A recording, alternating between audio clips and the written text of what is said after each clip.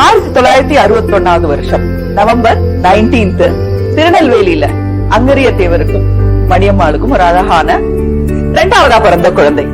Cinema கனவுகளோடு கோடம்பாக்கம் ரயில் ஏறிய இவருக்கு ஆரம்பமே ஒரு பேரதிர்ச்சி. பலருக்கு வழிகாட்டிய கேபி என்னும் அந்த கலங்கரை விளக்கம் நம் நகைச்சுவை நாயகனையும் அரவணைத்துக் கொண்டது. மனதில் உறுதி வேண்டும் திரைப்படத்தில் உதவி எழுத்தாளராக பணியாற்றிய இவரை சுகாசினி அவர்களின் சகோதரனாக பிரவேசம் செய்தார். ஆனா இவரு குழி பறிக்கிறவங்க மட்டும் அவர் மேல ஒரு பெரிய மரியாதையே வருது.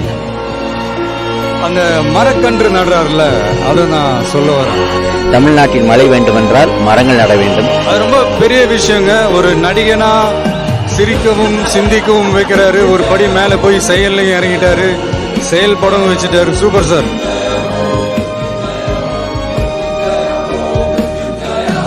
ஞாபகம் வச்சுக்கோ, தோத்தா ஜெயிக்கணும்னு மட்டும் தான் தோணும்.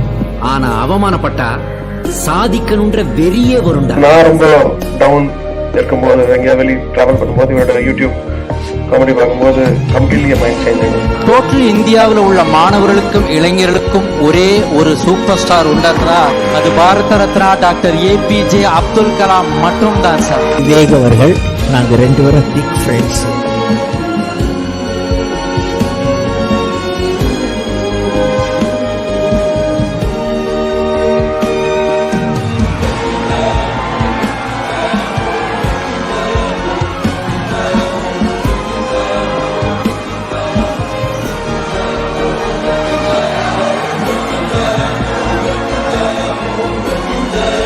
அதிகாலை 5 மணிக்கு சிகிச்சை பலனின்றி அவர் உயிரிழந்ததாக மருத்துவமனை நிர்வாகம் தெரிவித்திருக்கிறது.